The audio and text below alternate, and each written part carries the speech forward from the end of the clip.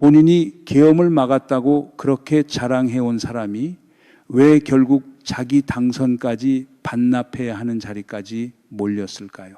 한동훈 얘기입니다. 그리고 아마 이 뉴스를 개인 간 진실 공방으로 정리하시려는 분들이 많으실 텐데 그렇게 보시면 진짜 그림을 완전히 놓치시게 됩니다. 이건사람 대사람 이야기가 아니에요. 이 사건은 지금 국민의 힘 안에서 벌어지고 있는 어떤 붕괴의 신호이고 그 신호가 왜 하필 지금 이 시점에 나왔는지가 훨씬 더 중요합니다. 두 개만 여쭤보겠습니다. 왜 하필 안철수였을까요? 그동안 존재감 없다는 얘기까지 나오던 그 사람이 왜 지금 이 시점에 한동훈의 정치자산 한복판을 정확히 찌를 수 있었을까요? 그리고 왜 하필 지금인가요?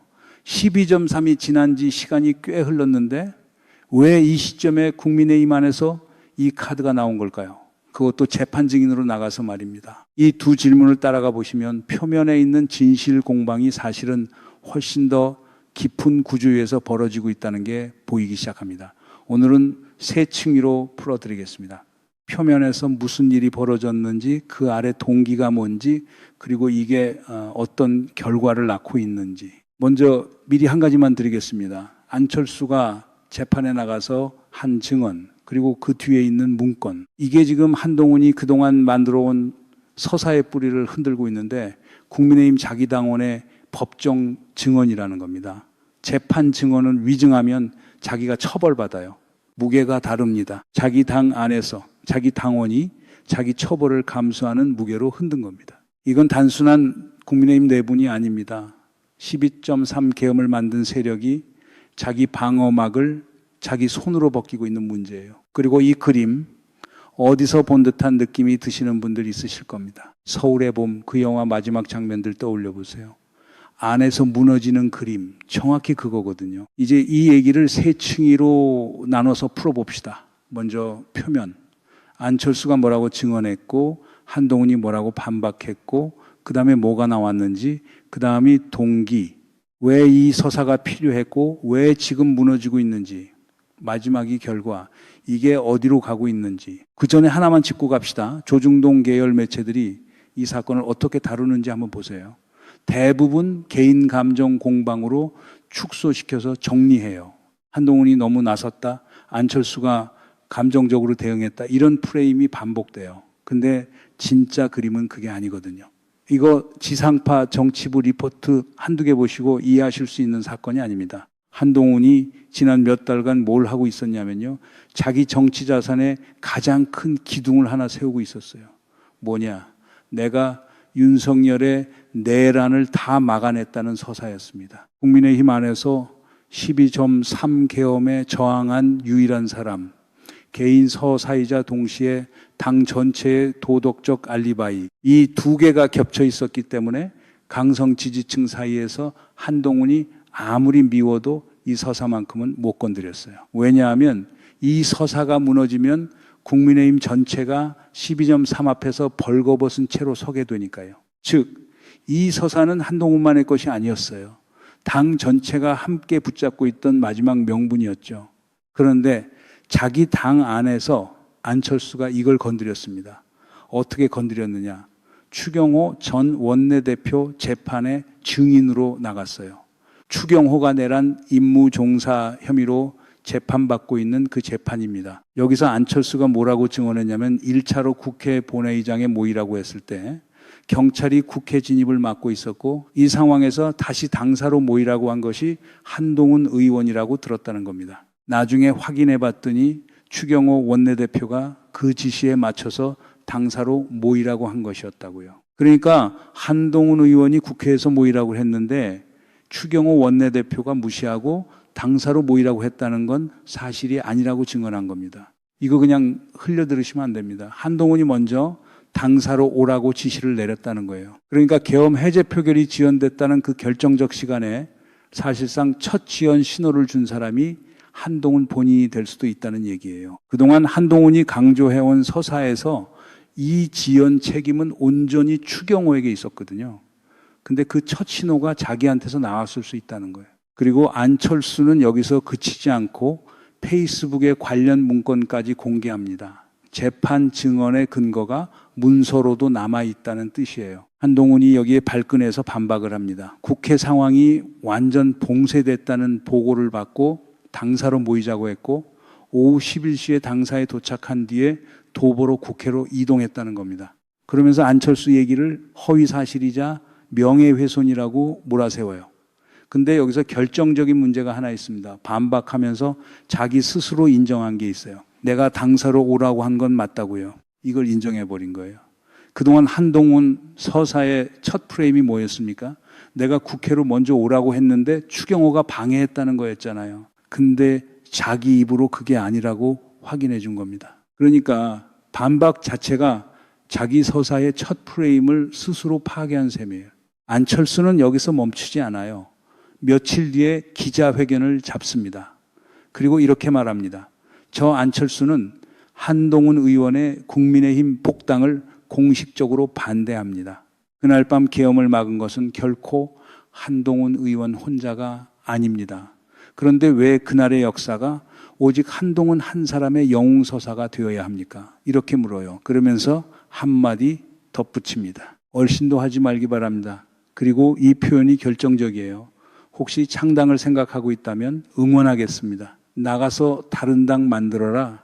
우리 당에는 얼씬도 하지 말라는 뜻입니다. 이게 왜 심각하냐? 이건 개인 대 개인의 감정 표출이 아니거든요. 한동훈이 지난 몇 달간 세워온 그 영웅서사의 독점권을 국민의힘 안에서 공개적으로 파괴하는 정치 행위입니다. 그것도 같은 당 안에서 대선 주자로 계속 거론돼 온 사람이 한 겁니다. 그리고 이 기자회견이 왜 지금이냐? 유이동 당선자 같은 친한계 인사들이 한동훈 복당 여론을 만들려고 나서던 시점이거든요. 안철수는 그 여론이 형성되기 전에 미리 못을 박은 겁니다. 여기서 한동훈이 마지막 카드를 꺼냅니다. 뭐냐? 내 책을 봐라. 당사에서 의원들을 다 오라고 해서 국회로 갔던 그 과정이 내 책에 다 써 있다는 겁니다. 근거 없는 거짓말 하지 말란 얘기예요. 그런데 이거 자체가 굉장히 이상한 방어입니다. 안철수 쪽 근거는 재판의 증거로 제출된 문건이에요. 한동훈 쪽 근거는 자기가 쓴 책이에요. 문건 대책. 이 비대칭이 이미 여기서 승부를 결정지어 놓은 거예요. 안철수가 곧바로 대받아칩니다. 봤는데 그 내용 책에 없던데 있으면 그 페이지 손으로 짚어서 캡처해서 올려봐. 아니면 그 줄에 표시해서 나한테 보여줘. 정말 딱 한 문장 요구입니다. 그런데 한동훈 여기서 답을 못합니다. 침묵이에요. 이 침묵이 이 사건에서 가장 중요한 순간입니다. 책 캡처 한 장을 못 올린 사람이 정치 서사 하나로 대선까지 가려고 했던 겁니다. 자, 여기까지 오면 대부분 이렇게 정리하고 싶어져요. 결국 한동훈이 국회의원 경험이 없었기 때문에 그 급박한 상황에서 어디로 모여야 하는지 판단이 흐렸던 겁니다. 순간의 실수를 인정하지 못한 채로 자기 서사를 부풀렸고 안철수는 그 틈을 정치적으로 파고들었을 뿐이라는 정리요. 여기서 끝내고 싶은 마음이 드실 거예요. 개인의 실수, 개인의 오만, 그리고 그걸 정치적으로 이용한 다른 개인. 깔끔한 이야기잖아요. 그런데 잠깐만요. 이거 짚고 넘어가야 합니다. 이 프레임 자체가 국민의힘 카르텔이 원하는 프레임이에요. 왜냐고요? 개인 실수로 정리되면 한동훈 한 명만 도려내면 되거든요. 12점, 3사태 자체에 대한 국민의힘 지도부 전체의 구조적 책임은 계속 밖으로 안 넘어가요. 한동훈이라는 이름이 스포트라이트 다 받으면서 뒤에 있는 사람들은 그대로 남는 거예요. 그러니까 지금부터 며칠간 조중동 계열이 어떻게 정리하는지 한번 지켜보세요. 한동훈의 오만, 한동훈의 자기중심적 서사, 이런 표현이 반복해서 나올 겁니다. 그 표현이 나올수록 진짜 문제는 밖으로 안 나가는 거예요. 한 사람에게 몰아넣고 카르텔은 살아남는 구조. 이게 표면 뒤에서 실제로 돌아가고 있는 진짜 그림입니다. 그리고 이 축소 프레이밍이 반복될수록 그 매체들 자체가 이 사건의 이해관계자로 드러나게 되는 이상한 구조가 만들어져요. 그럼 왜 한동훈에게 이 서사가 필요했을까요? 12.3 이후 국민의힘이 처한 위치를 한번 짚어봅시다. 정치적으로 괴멸 직전이었어요. 대통령이 계엄을 선포한 당이라는 낙인이 붙었고 당권도 대권도 정상적인 방법으로는 유지가 안 되는 상태였어요. 그런데 이 상황에서 살아남을 유일한 도덕적 자산이 하나 있었습니다. 우리 안에도 계엄에 저항한 사람이 있었다는 거. 이거 하나였어요. 한동훈이 그 역할을 자처했습니다. 그리고 이건 개인 자산 만들기가 아니었어요. 당 전체가 12.3을 앞에 두고 만든 공동 알리바이였습니다. 한동훈이 계엄에 저항했다는 사실 위에 국민의힘 전체가 우리는 다 저항한 편이다라는 프레임을 얹었거든요. 이 화법 어디서 많이 들어보셨죠? 조조가 삼국지에서 어찌하여 천하를 안정시킬 자가 나밖에 없는가라고 했잖아요. 딱 그 그림이에요. 자기가 주역이라는 서사로 나머지 책임을 다 밑에 깔아놓는 거죠. 한 가지 더 짚어야 할 게 있어요. 12.3 당일 한동훈이 당사에 있다가 갑자기 사색이 된 채로 국회로 이동했다는 그 장면. 그때 당사에서 무슨 전화를 받았고 왜 갑자기 마음을 바꿔서 국회로 향했는가. 당시 정치권에서는 이런 의혹이 지배적이었어요. 본인 신변에 관한 어떤 소식을 듣고 급하게 방향을 바꿨을 수 있다는 시각. 이게 사실이든 아니든 그날 한동훈의 이동은 처음부터 계엄 저지를 위해 계획된 이동이 아니었을 가능성이 있다는 뜻입니다. 그런데 이후 서사에서는 그 갑작스러운 방향 전환이 저항의 시작으로 재구성됐어요. 그럼 왜 지금 안철수가 이걸 뽑아냈을까요? 국민의힘 내부 권력 구조가 재정렬되는 시점이거든요. 크게 세 세력이 있었어요. 장동혁 중심의 당권파, 영남 국권파, 그리고 친한동 훈계. 여기에 존재감 없다는 얘기까지 나오던 안철수가 새 카드로 들어오려면 뭐가 필요했을까요? 강성 지지층에게 통하는 유일한 방법이었어요. 한동훈 격추. 여기서 강성 지지층의 심리가 흥미로워요. 이 사람들 12.3 자체에 대해서는 방어 논리가 필요합니다. 자기들이 지지한 대통령이 벌인 일이니까요. 그런데 그 방어 논리의 상징이 한동훈이 되는 건 못 견뎌요. 왜냐하면 한동훈은 그 대통령과 결별한 사람이거든요. 그러니까 지지층 안에서 이런 인지 부조화가 있는 겁니다. 12.3은 어떻게든 정당화하고 싶은데 12.3의 공을 한동훈이 가져가는 건 절대 싫다는 겁니다. 안철수가 정확히 이 지점을 찔렀어요. 여러분 이거 한번 보세요. 안철수가 부상하고 있는 진짜 메커니즘은 안철수 개인의 능력이 아니에요. 강성 지지층이 새 상징이 필요했고 그 필요를 안철수가 채워준 거예요. 한동훈 격추 자체가 안철수의 정치 상품이 된 겁니다.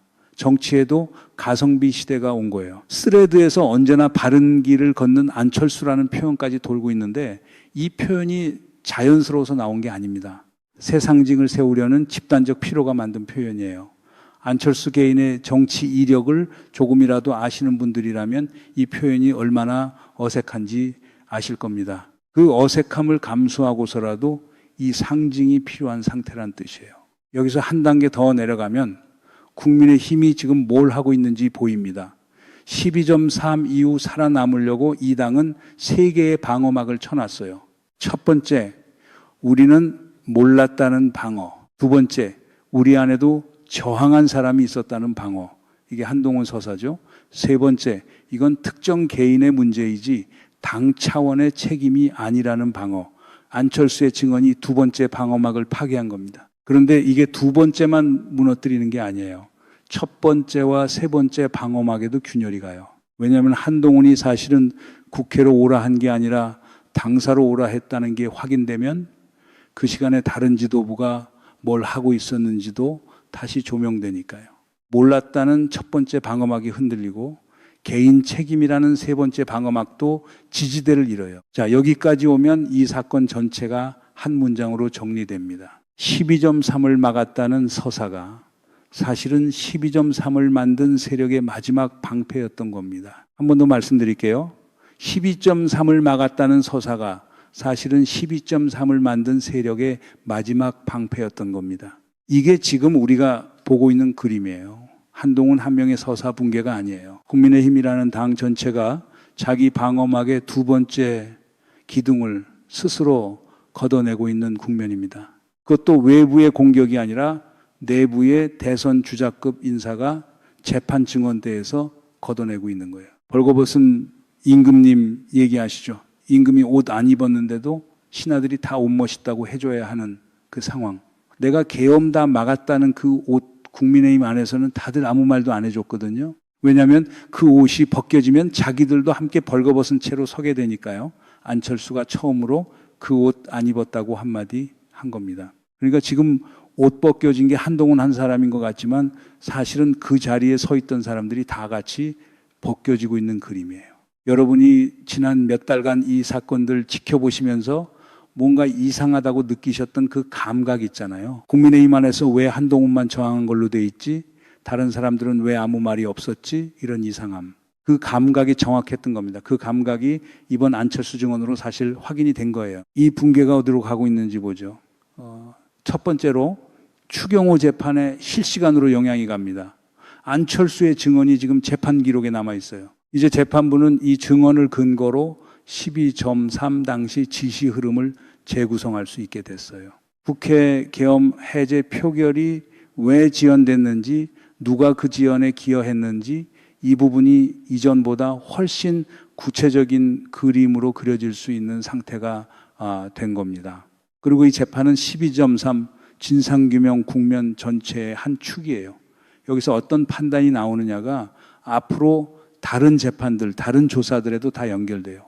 하나의 재판이 다른 재판들의 참조 자료가 되는 구조인데 그 참조 자료 안에 안철수 증언이 이제 밝혀 있는 겁니다. 두 번째로 국민의힘 내부에서 도미노가 시작되고 있습니다. 원내대표 선출 국면인데 친윤계는 성일종 의원을 밀려고 하고 다른 쪽에서는 김도읍 의원 같은 좀 더 합리적인 카드를 세우려고 해요. 이 상황에서 한동훈 서사가 무너지면 당권 지형이 다시 흔들려요. 장동혁 당권 체제가 그동안 서 있었던 이유가 뭐냐?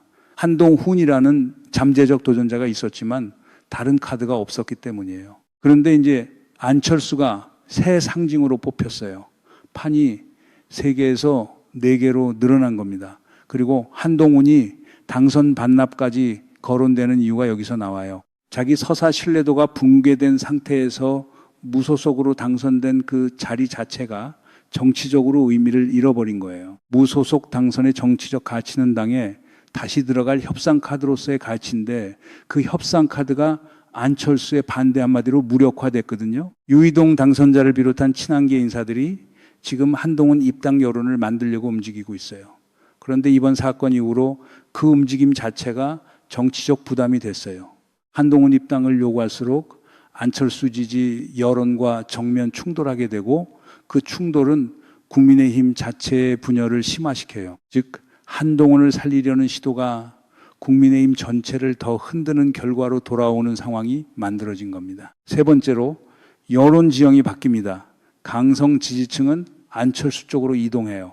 그런데 이 이동이 국민의힘 전체 지지율을 끌어올리는 건 아니에요. 오히려 반대예요. 일반 국민들 사이에서는 이런 반응이 나옵니다. 자기들 안에서 서로도 못 믿는데 우리가 어떻게 믿느냐. 12.3 진상규명이 다시 정치적 국면을 넘어서 국민 요구로 확립되는 시점이에요. 조중동 계열이 이걸 감정 공방으로 축소시키려는 시도가 오히려 그 매체들 자체의 신뢰도를 잠식하고 있어요. 자기 발에 자기가 걸린 겁니다. 축소하려다가 축소 시도 자체가 폭로되는 구조예요. 처음에 이 질문을 던졌습니다. 본인이 계엄을 막았다고 자랑해온 사람이 왜 결국 당선까지 반납해야 하는 자리까지 몰렸을까? 지금 이 시점에서 다시 보시면 그 질문 자체가 좀 다르게 보이실 거예요. 한동훈이 당선 반납까지 몰린 게 아닙니다. 국민의힘 12.3 방어 카르텔이 한동훈이라는 알리바이를 더 이상 감당하지 못하게 된 겁니다. 그러니까 지금 우리가 보고 있는 건 한 개인의 정치적 몰락이 아니라 어떤 방어 구조가 자기 무게를 못 이기고 무너지는 그림이에요. 한동훈은 그 구조의 첫 번째 부품일 뿐이고 이 부품이 떨어져 나가는 순간 그 옆에 부품들도 이미 흔들리기 시작한 거예요. 여기서 진짜 중요한 게 있어요. 국민들이 12.3 한복판에서 던졌던 질문이 있잖아요. 이 사람들 저항했나 안 했나? 그 답이 지금 국민의힘 자기들 안에서 나오고 있는 겁니다. 우리가 요구하지 않아도 그들 스스로 서로에게 폭로하고 있는 상황이에요. 그것도 재판 증언대에서 폭로하고 있어요. 즉, 이 폭로는 나중에 부인할 수도 없어요. 물론 여기서 끝나면 안 됩니다. 왜냐하면 이 폭로가 지금까지 2번째 방어막까지만 벗겼거든요. 진짜 국면은 이 다음이에요. 이제 3번째 방어막이 남아 있습니다. 이건 특정 개인의 문제이지 당 차원의 책임이 아니다라는 방어. 두 번째 방어막이 무너진 이 상황에서 세 번째 방어막이 얼마나 버틸 수 있을까요? 그리고 이 붕괴 국면에서 12점 3 진상규명 작업은 어디까지 진전될 수 있을까요? 안철수가 새상징으로 부상한다면 그건 국민의힘의 회복 신호일까요? 아니면 더 깊은 붕괴의 다음 단계일까요? 그리고 한 가지 더, 본인이 계엄을 막았다고 자랑한 사람이 당선까지 반납해야 하는 상황이라면 그때 방관했거나 오히려 협조했던 사람들의 셈은 언제, 누가, 어떤 방법으로 하게 될까요? 이 국면이 앞으로 어떻게 전개되는지 계속 추적해드리겠습니다. 다음 국면을 놓치지 않으시려면 구독과 알림 설정 부탁드립니다. 좋아요도 한 번씩 눌러주시면 이 채널이 이 이야기를 더 깊이 파고들 수 있는 힘이 됩니다.